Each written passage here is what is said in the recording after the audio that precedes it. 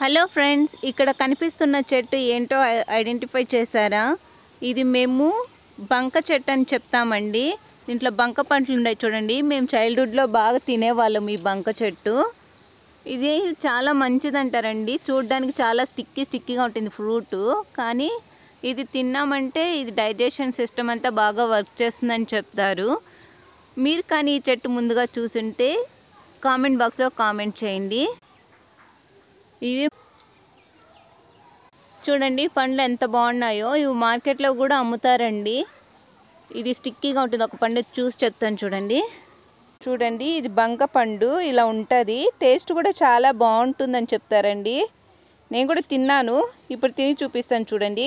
ఉంటాయి, చిలకలు కూడా బాగా తింటాయండి ఇవి. మేమైతే కొన్నే తింటాం.